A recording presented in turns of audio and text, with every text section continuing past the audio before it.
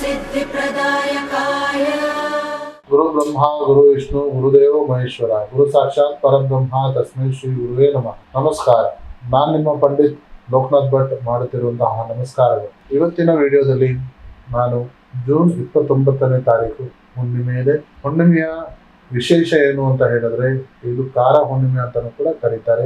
ಈ ಹುಣ್ಣಿಮೆ ಆದ ನಂತರ ಮಕರ ರಾಶಿಯ ಭವಿಷ್ಯ ಹೇಗಿದೆ ಈ ವಿಡಿಯೋದಲ್ಲಿ ನಾನು ತಿಳಿಸ್ಕೊಡ್ತಾ ಇದ್ದೇನೆ. ಈ ವಿಡಿಯೋ ನಿಮ್ಗೆ ಇಷ್ಟವಾದಲ್ಲಿ ಈ ವಿಡಿಯೋಗೆ ಲೈಕ್ ಕೊಟ್ಟು ನನ್ನ ಚಾನಲ್ ಆದ ರಾಯರ ಭವಿಷ್ಯಕ್ಕೆ ಸಬ್ಸ್ಕ್ರೈಬ್ ಮಾಡಿ. ಇನ್ನು ವೃತ್ತಿ ಹಾಗೂ ಉದ್ಯೋಗದ ವಿಚಾರದ ಬಗ್ಗೆ ನೋಡೋ ಹಾಗಿದ್ರೆ, ಕಾರ್ಖಾನೆ ಹಾಗೂ ಬ್ಯಾಂಕಿಂಗ್ ಕ್ಷೇತ್ರದಲ್ಲಿ ಇರುವವರಿಗೆ ಉತ್ತಮವಾದ ಅವಕಾಶವಿದೆ.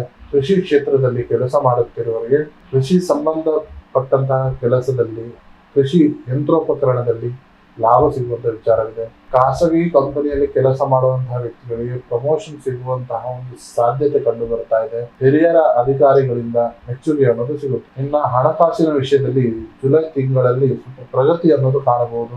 ಹಳೆಯ ಸಾಲದ ಒತ್ತಡ ಕಮ್ಮಿ ಆಗಬಹುದು. ಉಳಿತಾಯ ಹೆಚ್ಚಾಗುವಂತಹ ಸಾಧ್ಯತೆ ಇರಬಹುದು. ದೀರ್ಘಕಾಲದ ಹೂಡಿಕೆಗಳಿಂದ ಲಾಭ ಸಿಗುವಂತಹ ವಿಚಾರವಿದೆ. ಇನ್ನು ವ್ಯಾಪಾರ ಕ್ಷೇತ್ರದಲ್ಲಿ ಒಂದು ನಿಧಾನಗತಿ ತಗೊಂಡ್ರು ಕೂಡ ಸ್ಥಿರವಾದ ಒಂದು ಆದಾಯದ ವಿಚಾರ ಬರುವಂತಹ ಸಾಧ್ಯತೆ ಇದೆ.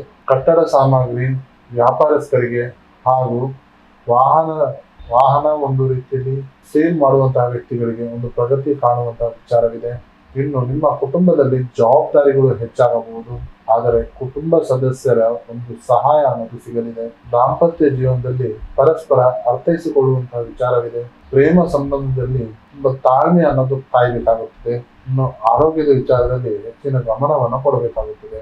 ಬೆನ್ನು ನೋವು, ಆಯಾಸ ಕಾಣುವಂತಹ ಸಾಧ್ಯತೆ ಇದೆ. ಸರಿಯಾದ ವಿಶ್ರಾಂತಿ ತೆಗೆದುಕೊಳ್ಳೋದು ತುಂಬಾ ಮುಖ್ಯ. ಪ್ರತಿ ಶನಿವಾರ ಶನಿ ದೇವರ ದೇವಸ್ಥಾನಕ್ಕೆ ಹೋಗಿ ಭೇಟಿ ನೀಡಿ ಓಂ ನಮೋ ಶನೇಶ್ವರಾಯ ನಮಃ ಅಂತ ಹೇಳಿ ಮಂತ್ರವನ್ನ ಪಠಿಸಿ. ಕಪ್ಪು ಎಳ್ಳು ಅಗತ್ಯವಿದ್ದವರಿಗೆ ದಾನ ಮಾಡೋದು ಅತ್ಯಂತ ಶ್ರೇಷ್ಠ. ಹನುಮಾನ್ ಚಾಲಿಸ ಪಠನೆ ಮಾಡೋದು ಅತ್ಯಂತ ಶ್ರೇಷ್ಠ. ನಮ್ಮ ಅದೃಷ್ಟ ಸಂಖ್ಯೆ 8, 17, 26. ನಿಮ್ಮ ಅದೃಷ್ಟದ ಬಣ್ಣ ಕಪ್ಪು ಹಾಗೂ ತಿಳಿ ನೀಲಿ. ಸೊ ಒಟ್ಟಾರೆ ಇದಾಗಿತ್ತು ಮಕರ ರಾಶಿಯವರ ಜುಲೈ ತಿಂಗಳ ಭವಿಷ್ಯ. ಈ ವಿಡಿಯೋ ನಿಮ್ಗೆ ಇಷ್ಟವಾದಲ್ಲಿ ಈ ವಿಡಿಯೋಗೆ ಲೈಕ್ ಕೊಟ್ಟು ನನ್ನ ಚಾನಲ್ ಆದ ರಾಯರ ಭವಿಷ್ಯಕ್ಕೆ ಸಬ್ಸ್ಕ್ರೈಬ್ ಮಾಡಿ. ಹಾಗೂ ನಿಮ್ಮ ಸಮಸ್ಯೆ ಏನೇ ಇದ್ದರೂ ಸಹ ನೇರವಾಗಿ ಬಂದು ಭೇಟಿಯಾಗಿ ಅಥವಾ ಈ ಕೆಳಕಂಡ ನಂಬರಿಗೆ ಕರೆ ಮಾಡಿ. ಧನ್ಯವಾದ.